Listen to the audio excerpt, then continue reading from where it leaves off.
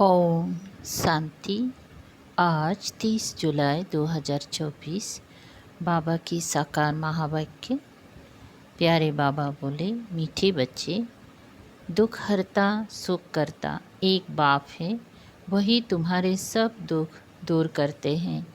मनुष्य किसी के दुख दूर कर नहीं सकते। प्रश्न, विश्व में अशांति का कारण क्या है? शांति स्थापन कैसे होगी? उत्तर, विश्व में अशांति का कारण है अनेक धर्म। कलयुग के अंत में जब अनेकता है तब अशांति है। बाप आकर एक सत धर्म की स्थापना करते हैं, वहाँ शांति हो जाती है। तुम समझ सकते हो कि इन लक्ष्मी नारायण के राज्य में शांति थी। पवित्र धर्म, पवित्र कर्म था। कल्याणकारी बाप फिर से वह नई दुनिया बना रहे हैं, उसमें अशांति का नाम नहीं।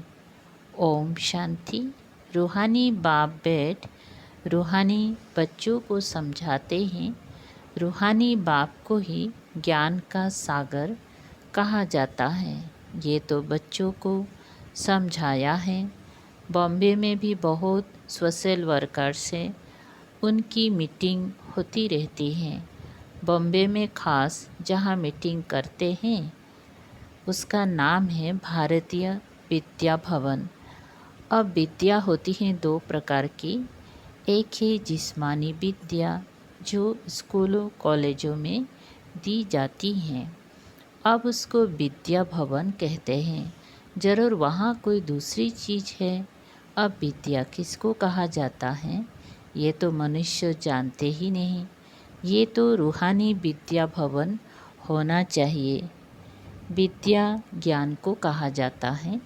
परम पिता परमात्मा ही ज्ञान सागर हैं। श्री कृष्ण को ज्ञान का सागर नहीं कहेंगे। शिव बाबा की महिमा अलग, श्री कृष्ण की महिमा अलग है।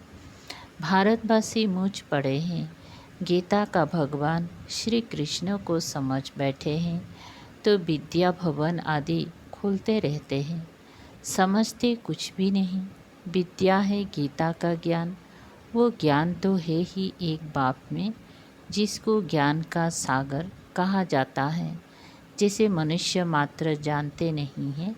भारतवासियों का धर्मशास्त्र तो वास्तव में है ही एक सर्वशास्त्रमय शिरोमणि भागवत गीता। अब भगवान किसको कहा जाए वो भी इस समय भारतवासी समझते नहीं।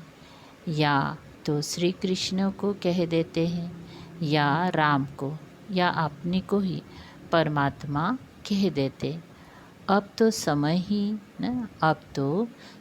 भी तमो प्रधान है। रावण राज्य है ना। तुम बच्चे जब किसी को समझाते हो तो बोलो, शिव भगवान वाच, पहले तो ये समझे कि ज्ञान सागर एक ही परम पिता परम आत्मा है, जिसका नाम है शिव।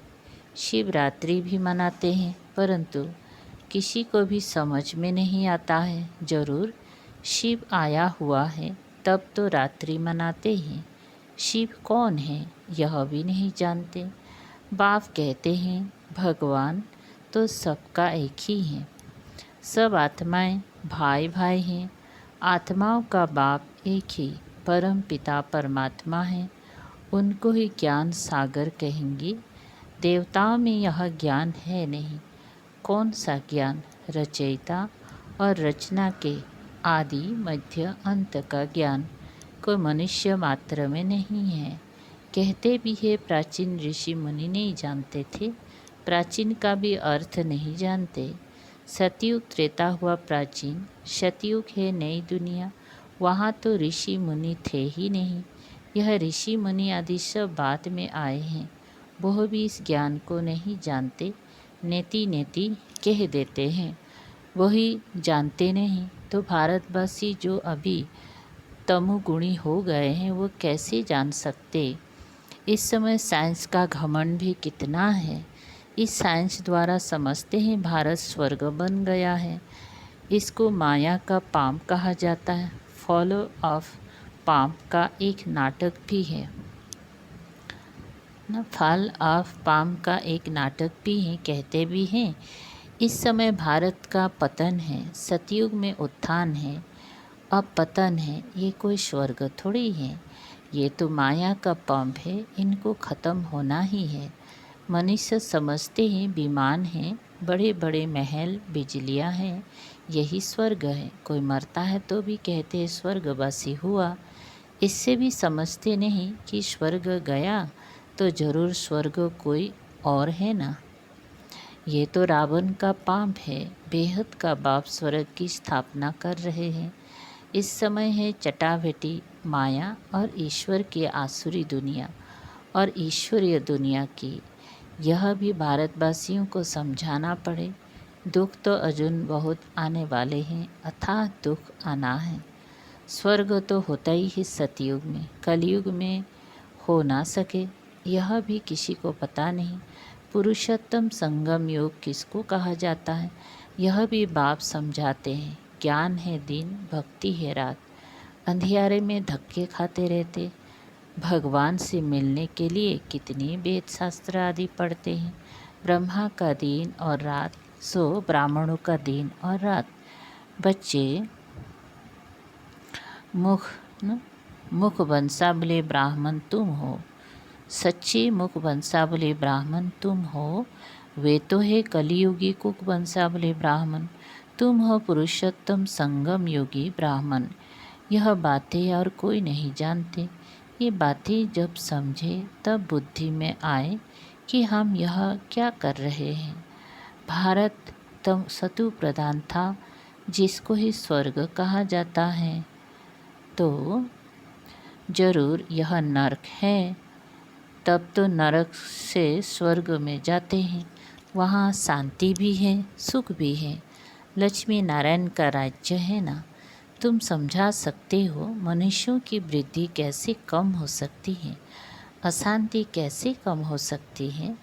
अशांति है ही पुरानी दुनिया, कलयुग में नई दुनिया में ही शांति होती है।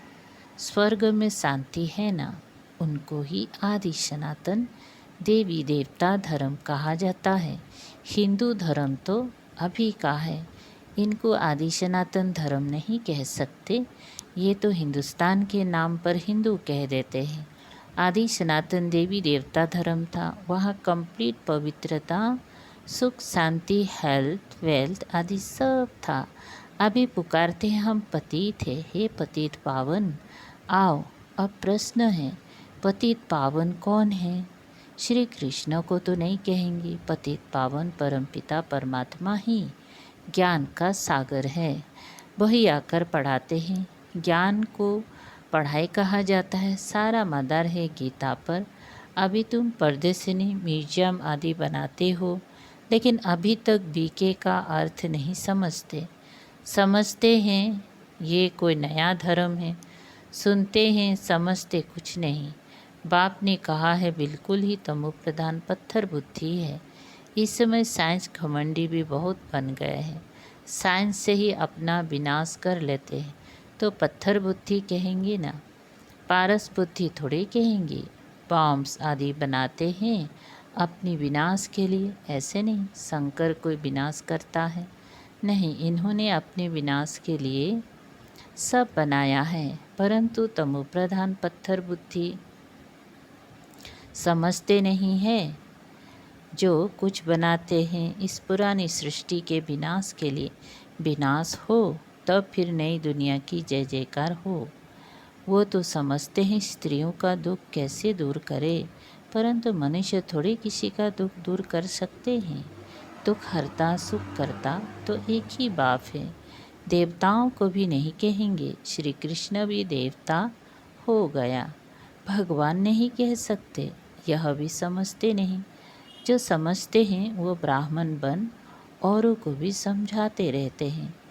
जो राज्य पद के अथवा आदि सनातन देवता धर्म के हैं वो निकल आते हैं। लक्ष्मी नारायण स्वर्ग के मालिक कैसे बने, क्या कर्म किया जो विश्व के मालिक बने। इस समय कलयुग अंत में तो अनेक धर्म हैं, तो अशांति है, नई दुनिया में ऐसे थोड़ी होता है। अभी यह है संगम युग, जबकि बाप आकर राजयोग सिखलाते हैं। बाप ही कर्म अकर्म विकर्म की नॉलेज सुनाते हैं। आत्मा शरीर लेकर कर्म करने आती है। सतयुग में जो कर्म करते हैं वह अकर्म हो जाते हैं। वहाँ विकर्म होता नहीं, दुख होता ही नहीं। कर्म अकर्म विकर्म की गति बाप ही आकर अंत में सुनाते हैं। मैं इनके बहुत जन्म के अंत में भी अंत में आता हूँ, इस रथ में प्रवेश करता हूँ। अकाल मूर्त आत्मा का ये रथ है, सिर्फ एक अमृतसर में नहीं, सभी मनुष्यों का अकाल तख्त है। आत्मा अकाल मूर्त है, ये शरीर बोलता चलता है। अकाल आत्मा का ये चैतन्य तख्त है। अकाल मूर्त तो सभी हैं, बाकी शरीर को काल खा जाता है। आत्मा तो अकाल है, तख्त तो खलास कर देते हैं। सतयुग में तख्त कोई बहुत थोड़े ही होते हैं, इस समय करोड़ों आत्माओं के तख्त हैं। अकाल आत्मा को कहा जाता है। आत्मा ही तमो प्रधान से सतु प्रधान बनती है। मैं तो एवर सतु प्रधान पवित्र हूँ। फल कहते हैं प्राचीन भारत का युग, परंतु यह भी समझते नहीं है। श्री कृष्ण ने सिखाया था, गीता को ही खंडन कर दिया है। जीवन कहानी में नाम बदल दिया है। बाप के बदले बच्चे का नाम डाल दिया है। शिवरात्रि मनाते हैं, परंतु वो कैसे आते ये जानते नहीं। शिव है ही परमात्मा, उनकी महिमा बिल्कुल अलग है, आत्माओं की महिमा अलग है। बच्चों को यह पता है, राधे कृष्ण ही लक्ष्मी नारायण हैं। लक्ष्मी नारायण के दो रूप को ही विष्णु कहा जाता है, फर्क तो है नहीं।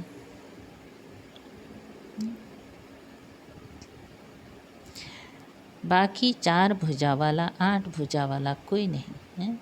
8 भुजा वाला मनुष्य होता नहीं। देवियों आदि को कितनी भुजाएं दी हैं, समझाने में समय लगता है। बाप कहते हैं, मैं हूँ ही गरीब निवाज, मैं आता ही तब हूँ जब भारत गरीब बन जाता है। राहु का ग्रहण बैठ जाता है, बृहस्पति की दशा थी। अब राहु का ग्रहण भारत में तो क्या सारे वर्ल्ड पर है, इसलिए बाप फिर भारत में आते हैं, आकर नई दुनिया स्थापन करते हैं, जिसको स्वर्ग कहा जाता है। भगवानुवाच, मैं तुमको राजाओं का राजा बनाता हूँ, न राजाओं का राजा डबल सिरता स्वर्ग का मालिक बनाता हूँ। 5000 बरस हुआ जबकि आदि सनातन देवी देवता धर्म था, अभी वो है नहीं, तमो प्रधान हो गए हैं। बाप खुद ही अपना अर्थात रचयिता और रचना का परिचय देते हैं। तुम्हारे पास प्रदर्शनी म्यूजियम में इतने आते हैं, समझते थोड़ी हैं, कोई बिरले समझकर कोर्स करते हैं। रचयिता और रचना को जानते हैं। रचता है बेहद का बाप, उनसे बेहद का वर्षा मिलता है। ये नॉलेज बाप ही देते हैं। फिर राजाएं मिल जाती हैं तो वहाँ नॉलेज की दरकार नहीं। सदगति कहा जाता है नई दुनिया स्वर्ग को, दुर्गति कहा जाता है पुरानी दुनिया नरक को। बाप समझाते हैं तो बहुत अच्छी तरह से है, बच्चों को भी ऐसे समझाना है। लक्ष्मी नारायण का चित्र दिखाना है। ये विश्व में शांति स्थापन हो रही है। आदि सनातन देवी देवता धर्म का फाउंडेशन है नहीं जो बाप स्थापन कर रहे हैं। देवताओं का पवित्र धर्म पवित्र कर्म था, अभी यह है ही विशेष वर्ल्ड। नई दुनिया को कहा जाता है वाइसलेस वर्ल्ड।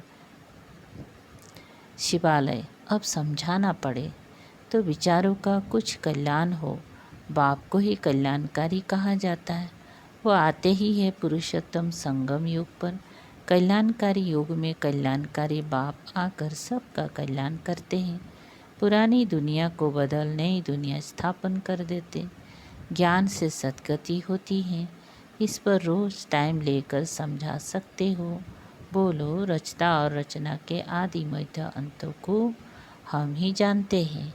यह गीता का एपिसोड चल रहा है जिसमें भगवान ने आकर राजयोग सिखाया है, डबल सिरताज बनाया है। ये लक्ष्मी नारायण भी राजयोग से ये बने हैं। इस पुरुषोत्तम संगम युग पर बाप से राजयोग सीखते हैं। बाबा हर बात कितना सहज समझाते हैं। अच्छा मीठी मीठी शिकल दे बच्चों प्रति माता पिता बाप दादा का याद प्यार और गुड मॉर्निंग। रूहानी बाप की रूहानी बच्चों को नमस्ते। हम रूहानी बच्चों की रूहानी बाप दादा को याद प्यार गुड मॉर्निंग और नमस्ते। शुक्रिया बाबा। सार है एक, राजयोग की पढ़ाई सोर्साप इन काम है, क्योंकि इससे ही हम राजाओं का राजा बनते हैं। यह रूहानी पढ़ाई रोज पढ़नी और पढ़ानी है तो सदा नशा रहे कि हम ब्राह्मण सच्ची मुखवंशावली हैं। हम कलियुगी रात से निकल दिन में आए हैं। यह है कल्याणकारी पुरुषोत्तम योग। इसमें अपना और सर्व का कल्याण करना है।